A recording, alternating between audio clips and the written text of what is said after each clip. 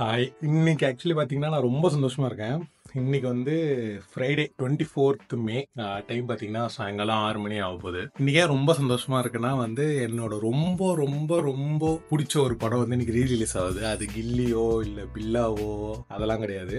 இன்னைக்கு rock star வந்து rerelease பண்ணுறாங்க. அது வந்து 2011ல் 2011ல் தான் அந்த படம் ரிலீஸ் ஆச்சு. பட் நான் ரொம்ப லேட்டாக தான் அந்த படம் பார்த்தேன். நான் காலேஜ் டைமில் தான் அந்த படம் பார்த்தேன். அந்த படம் பார்த்ததுலேருந்து எனக்கு அந்த படத்துக்கும் சரி, ரன்பீர் கபூர் மேலேயும் சரி, குன் ஃபயா குன் பாட்டு மேலேயும் சரி, அவ்வளோ ஒரு அடிக்ஷனு. நான் அந்த படத்தை எப்படியும் ஒரு 3-4 தடவை பார்த்துருப்பேன் கண்டிப்பாக. இப்போ ரீசெண்டாக கூட நான் ஒரு தடவை பார்த்தேன் அந்த படம். குன் ஃபயா குன்காகவே நான் ஒரு 2 தடவை பார்த்துருப்பேன் அந்த படம். ஸோ அந்த அளவுக்கு எனக்கு அந்த படம் ரொம்ப பிடிக்கும். ஸோ அந்த படம் ரீரிலீஸ் பண்ணுறாங்கன்னு எனக்கு ஒரு 2-3 டேஸ் முன்னாடி தெரிஞ்சிச்சு. நான் ரொம்ப எக்ஸைட் ஆனேன். என்ன ஆனாலும் பரவாயில்ல, கண்டிப்பாக அந்த படத்துக்கு போயே ஆகணும் அப்படின்னு நான் செம்ம எக்ஸைட்டடாக இருந்தேன். ஸோ அதனால் நேற்று தான் டிக்கெட் புக் பண்ணேன்.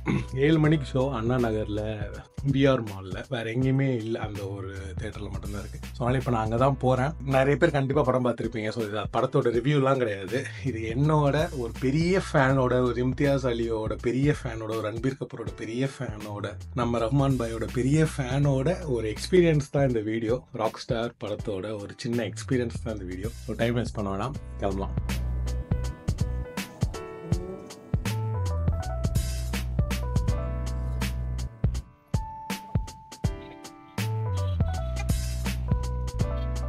ஒன் ஹவருக்கு அப்புறம் இப்போ தான் வந்து சேர்றேன். இப்போ தான் பிஆர் மாலுக்குள்ளே வர. செம்ம டிராஃபிக். ஆனால் இன்னைக்கு வேறு லெவல் டிராஃபிக்கு. ஆல்ரெடி ஆக்சுவலி படம் ஸ்டார்ட் ஆகி 5 நிமிஷம் ஆயிருக்கும்னு நினைக்கிறேன். செம்ம டிராஃபிக்கு. அதாவது இந்த டிராஃபிக்கு வந்து எப்படின்னு எனக்கு புரியாது. நம்ம ஒரு இடத்துக்கு போயிட்டுருப்போம், இன்னும் 2 நாள் கழிச்சு போனால் கூட அந்த இடத்துக்கு பிரச்சனை இல்லைன்னும் போது யாருமே இருக்க மாட்டான், செத்து போன மாதிரி இருக்கும் ஊரே. ஆனால் நம்ம ஒரு இடத்துக்கு அவசரமாக போயிட்டுருக்கோன்னும் போது அன்னைக்கு தான் உலகத்தில் எல்லாருமே கிளம்பி நம்ம ஊரில் எங்கேயோ போயிட்டுருக்க மாதிரி ஒரு டிராஃபிக் வரும். அந்த மாதிரி ஒரு டிராஃபிக் தான் இன்றைக்கி. ஆக்சுவலி செம்ம மைண்ட் ஃபக் ஆயிடுச்சு. சரி பரவாயில்ல, 5 நிமிஷம் தான் ஆயிருக்கும் படம் ஸ்டார்ட் ஆகி. இப்போ தான் பார்க்கிங்குள்ளே போய்கிட்டு இருக்கேன். படம் பார்த்துட்டு நான் எப்படி ஃபீல் பண்ணுறேன், என்ன ஃபீல் பண்ணுறேன் அப்படின்றத நான் வந்து பேசுகிறேன். பாய்.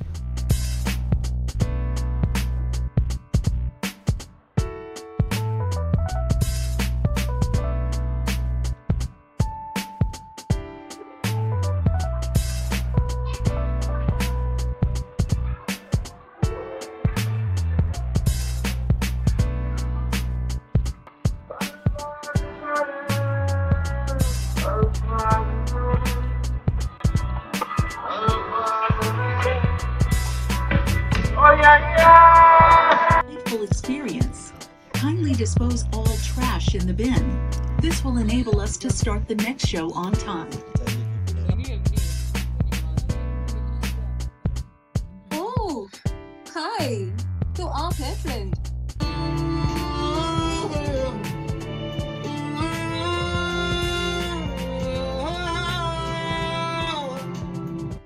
இப்போதான் படம் முடிஞ்சிச்சு. ஒரு நல்ல படம், ஆக்சுவலி ஒரு நல்ல சினிமா என்ன செய்யணும், இல்லை அட்லீஸ்ட் எனக்கு என்ன செய்யும் அப்படின்னா வந்து, எவ்வளோ பிரச்சனை இருந்தாலும் சரி, எவ்வளோ வருத்தம் இருந்தாலும் சரி, நீங்கள் எவ்வளோ பெரிய பிரச்சனை இருந்தாலும் சரி, இல்லை நீங்கள் எவ்வளோ சந்தோஷமாக இருந்தாலும் சரி, என்ன எமோஷனில் இருந்தாலுமே சரி, ஒரு நல்ல சினிமா ஒரு 3 மணி நேரம் இல்லை 2.5 மணி நேரம், அது என்ன டைம் டியூரேஷனாக இருந்தாலும் அது எல்லாத்தையுமே மறக்க வச்சு உங்களை ஒரு வேற வேர்ல்டுக்கு உங்களை டிரான்ஸ்போர்ட் பண்ணி அந்த ஹீரோவோ இல்லை ஹீரோயினோ இல்லை அங்கே இருக்க சைட் கேரக்டர்ஸோ அவங்களோட வாழ்க்கையை புரிய வச்சு, அவங்களோட வாழ்க்கை வழிகளை புரிஞ்சு, நம்ம கஷ்டப்பட்டு ஏதோ நமக்கே அது நடக்கிற மாதிரி, இல்லை அவங்க ஒரு ஜெயிச்சாங்கன்னா நம்மளே ஜெயிச்ச மாதிரி, இல்லை அவங்க தோத்துட்டாங்கன்னா நம்மளே தோத்த மாதிரி அதை ஃபீல் பண்ணி நம்மளை வெளியே அனுப்புறது தான் எனக்கு தெரிஞ்சு ஒரு நல்ல சினிமா செய்யும்னு நினைக்கிறேன். அப்படிப்பட்ட ஒரு படம் தான் ராக் ஸ்டார். 2011லேயே ரிலீஸ் ஆயிடுச்சு. அப்போ நான் ரொம்ப சின்ன பையன், 11 வயசு தான். பட் காலேஜ் வந்ததுக்கப்புறமா 2017 டைமில் நான் பார்த்தேன். அப்போ பார்த்த அதே எஃபெக்ட் 7 வருஷம் ஆச்சு நான் ஃபர்ஸ்ட் டைம் இந்த படம் பார்த்தேன். அதுக்கப்புறம் 2-3 தடவை பார்த்துருக்கேன். பட் ஃபர்ஸ்ட் டைம் நான் 2017ல் பார்த்தேன். அப்போ தான் எனக்கு இம்தியாஸ் அலின்னு ஒரு டேரக்டர் இருக்காருன்னு எனக்கு தெரியும். ரொம்ப ஹைப் கொடுத்தாங்க எல்லாருமே, ராக் ஸ்டார்னு. அப்போது நான் ரன்பீர் கபூரோட சில படங்கள் பார்த்துருக்கேன். அதுக்கு முன்னாடி எனக்கு அவரோட ஆக்டிங் ஜெனரலாகவே எனக்கு பிடிக்கும். பட் இம்தியாஸ் அலி அவரை பற்றி எனக்கு பெருசாக தெரியாது. அப்புறம் இந்த படம் பார்த்ததுக்கப்புறம் தான் அப்படி ஒருத்தர் இருக்காருன்னு சொல்லி அதுக்கப்புறம் அவரோட படங்கள்லாம் பார்த்தேன். அவர் வந்து ஜீனியஸ், அவ்வளோதான். வேறு எதுவுமே நான் அவரை பற்றி சொல்கிற அளவுக்கு எனக்கு வயசும் இல்லை, எக்ஸ்பீரியன்ஸும் இல்லை. அவர் ஜீனியஸ், அவர் பியூர் ஜீனியஸ். அவர் ஃபர்ஸ்ட் ஃபாசில் வந்து இப்போ ரீசெண்டாக ஒரு இன்டர்வியூவில் சொல்லியிருப்பார், மொத்த இந்தியாவிலேயே சொல்லியிருப்பாருன்னு நினைக்கிறேன், ரன்பீர் கபூர் தான் பெஸ்ட் ஆக்டர் அப்படின்னு சொல்லியிருப்பாரு. ஆக்சுவலி அது ஒத்துக்கிட்டு தான் ஆகணும்னு நினைக்கிறேன். எனக்கு சவுத் இந்தியாவையும் சேர்த்து எனக்கு எப்படி எடுக்கிறதுன்னு தெரியல. அட்லீஸ்ட் நார்த் இந்தியாவில் என்னை பொறுத்த வரைக்கும் ரன்பீர் கபூர் தான் பெஸ்ட் ஆக்டர். எனக்கு தெரிஞ்சு நான் அவரோட எல்லா படமும் பார்த்துட்டேன்னு நினைக்கிறேன்.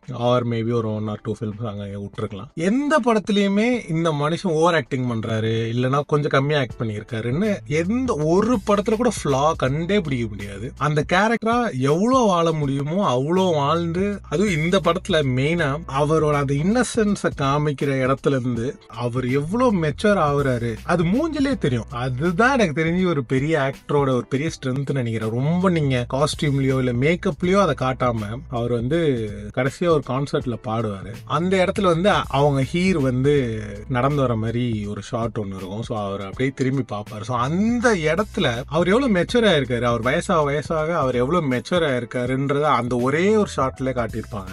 அவ்வளோ பேசலாம் அந்த படத்தை பத்தி. எனக்கு ஒண்ணு நான் ஃபர்ஸ்ட் டைம் பார்க்கும்போதே நான் என் காலேஜ் ஃப்ரெண்ட்ஸ்ட்ட என்ன சொல்லிட்டே இருப்பேன்னா, நீ ஹஜ்ஜுக்கு போ, நீ முஸ்லீமா இருந்தா ஹஜ்ஜுக்கு போ, இல்லைன்னா கிறிஸ்டினா இருந்தா ஒரு இதுக்கு போவாங்க, நீ ஹிந்துவா இருந்தா ஒரு இடத்துக்கு போவாங்க, அதெல்லாம் நீ போவாம அதெல்லாம் எனக்கு பிரச்சனை இல்லை. ஆனா சாவறதுக்கு முன்னாடி இந்த படம் பாத்துரு அப்படின்னு தான் நான் எல்லார்ட்டுமே சொல்லுவேன். கண்டிப்பா இந்த படம் எல்லாருமே பார்த்திருப்பாங்க. ஸோ பார்க்கல அப்படின்னா கண்டிப்பா இந்த படம் பாருங்க, தயவு செஞ்சு பாருங்க. இந்த தியேட்டருக்கு தான் பார்க்கணும் அவசியம் இல்லை, தியேட்டருக்கு வந்தா ரொம்ப சந்தோஷம். ரொம்ப ரொம்ப ரொம்ப ஒரு அழகான ஒரு படம். லவ் இருக்கு, ஒரு ஆர்டிஸ்டோட பெயின் இருக்கு, ஒருத்தன் பேம் ஆனக்கு அப்புறமா அவன் ஃபேஸ் பண்ற பிரச்சனைகள் இருக்கு, எல்லாமே அவ்வளோ சூப்பரா கனெக்ட் ஆகும். நீங்க ஆர்டிஸ்டா இருக்கணும்னு அங்கே அவசியமே கிடையாது. நீங்க ஒரு ஆர்டிஸ்டா அப்கமிங் ஆர்டிஸ்டா இருந்தாதான் இந்த படம் உங்களுக்கு புரியும், இந்த படம் உங்களுக்கு ஃபீல் கனெக்ட் ஆகும்லாம் கிடையாது. நீங்க ரொம்ப சாதாரண ஒரு ஆளா இருந்தாலும் இந்த படம் உங்களுக்கு கனெக்ட் ஆகும், இந்த படம் உங்ககிட்ட பேசும். அண்ட் அதெல்லாமே தாண்டி குன் ஃபயா குன் நான் எனக்கு எவ்வளவு ஸ்பெஷல்னா, நான் கொஞ்சம் வருஷம் முன்னாடி எழுதியிருந்தேன். என்னன்னா, நான் செத்துட்டக்கு அப்புறமா என்னை புதைக்கிறதுக்கு முன்னாடி ஒரே ஒரு தடவை அந்த பாட்டை பிளே பண்ணிட்டு நான் தயவு செஞ்சு புதைங்க, என் ஆத்மா சாந்தி அடையும் அப்படின்னு சொல்லி நான் எழுதியிருந்தேன். இன்னைக்கு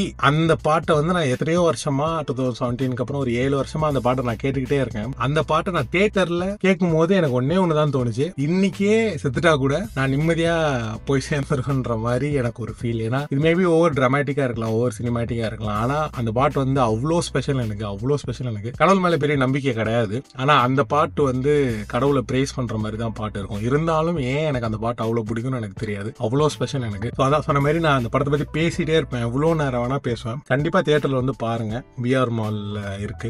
இந்த படம் பார்த்துட்டு வெளியே வரும்போது ஏதோ எனக்கு இந்த பிரச்சனைகள்லாம் எல்லாமே மறந்து ரொம்ப சந்தோஷமா இருக்க மாதிரி இருக்கு. அண்ட் பாயை பத்தி இந்த படம் பார்த்துட்டு பேசாம இருக்கவே முடியாது. அவர்கிட்ட இருந்த எல்லாத்தையுமே இந்த படத்துல போட்டாரு. அவ்வளவுதான் சொல்ல முடியும். அவர்கிட்ட என்னென்னலாம் இருக்கோ அது எல்லாத்தையுமே இந்த படத்துக்கு அவர் போட்டாரு. ஸோ அவ்வளவுதான். வேற என்ன படம் பார்க்கணும்னு சொல்லுங்க, கமெண்ட் பண்ணுங்க, இல்லைன்னா டிஎம் பண்ணுங்க, ஃபாலோ பண்ணுங்க, ஷேர் பண்ணுங்க, உங்களுக்கு தெரிஞ்சவங்களை ஷேர் பண்ணுங்க. அண்ட் இந்த வீடியோ உங்களுக்கு ரீச் ஆகும்போது எந்த டேட் அன்னைக்கு ரீச் ஆகும்னு எங்களுக்கு தெரியாது. ஸோ எந்த அன்னைக்கு உங்களுக்கு ரீச் ஆகுதோ தயவு செஞ்சு எல்லாருக்கும் ஷேர் பண்ணுங்க. ராக் ஸ்டார் ஃபேன்ஸ் எல்லாருக்கும் ஷேர் பண்ணுங்க. ஸோ அதை மேபி இதை பார்த்து அவங்க படத்துக்கு போகலாம். ஸோ நெக்ஸ்ட் வீடியோவில் மீட் பண்ணலாம். பாய்.